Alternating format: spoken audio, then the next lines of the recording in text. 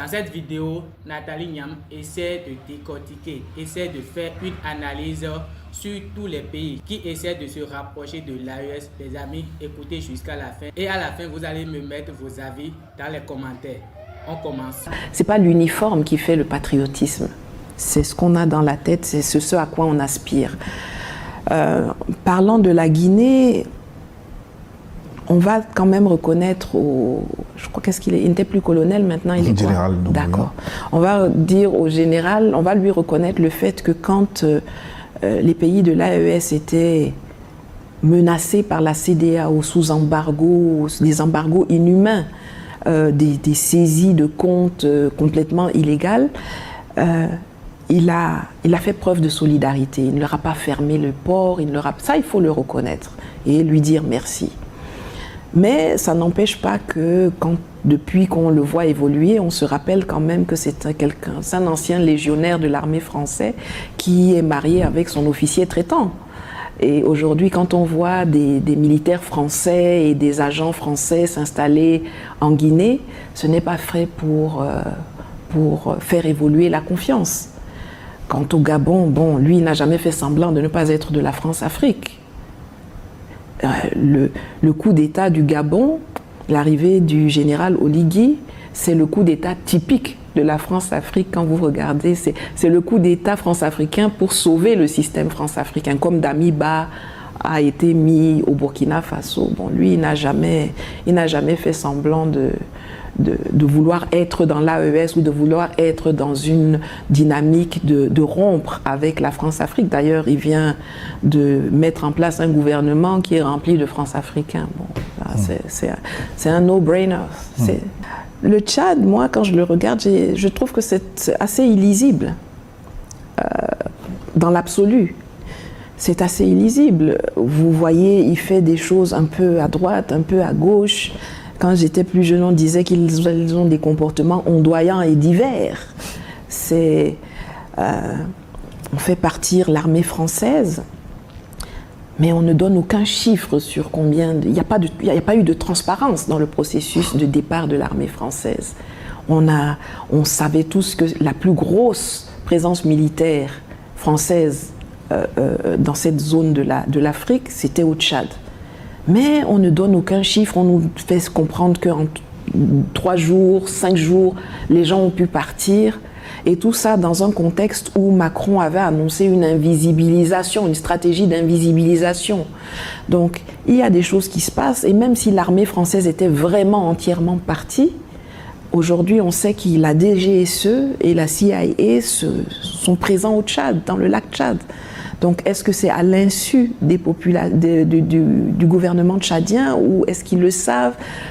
Je pense qu'on est dans un état d'observation. Moi, je ne peux pas parler d'un positionnement du Tchad parce qu'un matin, il est là, l'après-midi, il est là. Je trouve ça très flou et j'observe avec attention en espérant que, quelque part, à un moment donné, il y aura une reconnaissance qu'on ne peut aller que de l'avant. On ne peut pas retourner dans la vieille France-Afrique de papa. Déjà, peut-être que le Togo est plus raisonnable que ses pairs, que les pays voisins, que le Togo sait que les peuples d'Afrique sont des peuples frères et qu'on ne peut pas punir des peuples frères pour faire plaisir à des intérêts étrangers. Je crois que quand on observe un peu la politique du Togo, on voit que c'est un pays qui a envie de s'entendre avec tout le monde en réalité. Et je pense qu'il l'a démontré, il l'a mis en œuvre dans ce qui concerne l'AES. Moi personnellement, sachant que les décisions au niveau de la CEDEAO se prennent à l'unanimité, j'aurais peut-être préféré que le Togo ne signe pas les sanctions pour ne pas venir les appliquer après qu'ils les bloquent déjà au niveau d'Abuja. Mais bon, ça n'a pas été fait, mais au moins, sortant d'Abuja, ils sont sortis en disant non, on ne va pas mettre ça en œuvre, on va continuer de traiter ses voisins pour ce qu'ils sont, à savoir nos frères. On ne peut pas... Vous pensez toucher des militaires, vous touchez les populations. Vous coupez le courant, vous saisissez l'argent, vous empêchez les gens de vivre. Mais c'est les populations que vous tuez. Est-il souhaitable que le Togo rejoigne l'AES comme le pays? Il est souhaitable que tout le monde rejoigne l'AES. Il est souhaitable que ce qui se passe à l'AES s'agrandisse. Alors effectivement, moi je suis pour que non seulement le Togo, mais beaucoup de pays rejoignent l'AES, mais on ne rejoint pas l'AES comme on rejoint un bar. C'est ce qui fait l'AES, c'est une vision de la façon dont doivent être gérés nos États. C'est une idéologie, c'est des valeurs en commun.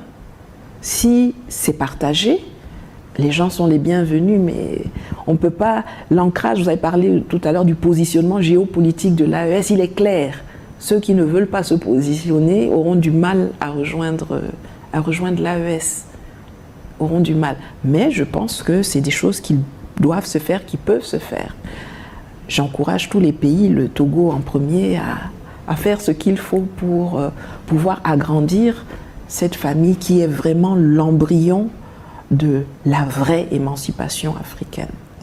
Je crois que je l'ai dit tout à l'heure, pour moi, ce n'est pas le nom qu'on donne au régime ou la nature du régime qui en fait sa qualité.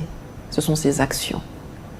Est-ce que le nouveau régime, nouveau ancien, hein, parce que bon, il y a une continuité dans le changement ou le changement dans la continuité, je ne sais pas trop, mais c'est qu'est-ce que vous faites pour vos populations? Qu'est-ce que vous faites pour améliorer leur qualité de vie?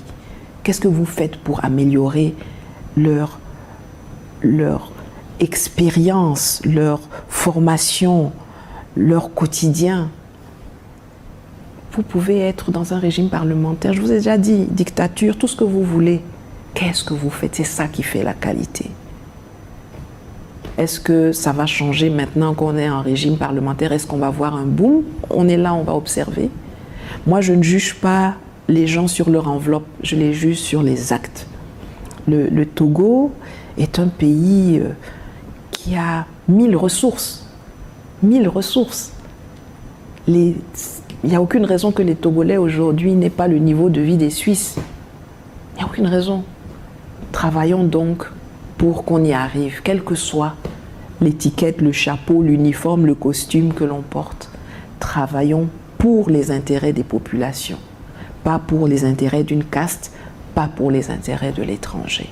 Et travaillons-y sans complexe, parce que nous sommes dans un instant géopolitique qui nous donne des opportunités, mais qui a aussi beaucoup de dangers et qui ne va pas durer très longtemps. Donc il faut savoir les saisir rapidement. Moi, je suis toujours pour des solutions africaines aux problèmes des Africains. Ça, vraiment, au départ, je pense qu'on a tout ce qu'il faut pour trouver en nous les solutions à nos problèmes. Donc, je souhaite bonne chance au président Faure dans cette entreprise-là. Je constate cependant deux choses. La première, c'est que les Africains souvent n'aiment pas que ce soit d'autres Africains qui leur suggèrent des solutions. Moi, j'ai parlé dans une de mes émissions cette année d'une solution de co-développement pour la RDC.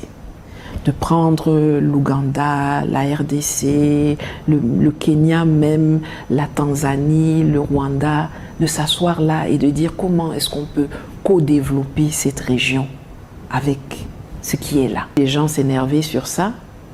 Je vois que quand c'est Washington qui convoque, on prend les gens, on les assoit là, on leur dit la même chose. Tout le monde dit « Ouh, super, on va travailler à ça ». Quand c'est au Qatar qu'on convoque, on va vite. Mais quand c'est les Africains qui proposent des solutions, on fait comme si c'est pas important, comme si c'est... Bon, donc c'est pour ça que je dis je souhaite bonne chance au président Faure. Je dois dire que la personne qui le met en mission, pour moi, est le problème. L'Union africaine? L'Union africaine est un organisme qu'il faut supprimer, toxique, qui a montré qu'il ne travaille pas pour les Africains, ni l'unité, ni les Africains, qui est un instrument dans la main des intérêts étrangers. Et donc, je suppose qu'on l'a envoyé en mission en espérant même qu'il échoue. Donc moi, je lui souhaite de réussir malgré le fait que ceux qui l'envoient en mission l'envoient pour échouer. Les amis, nous sommes à la fin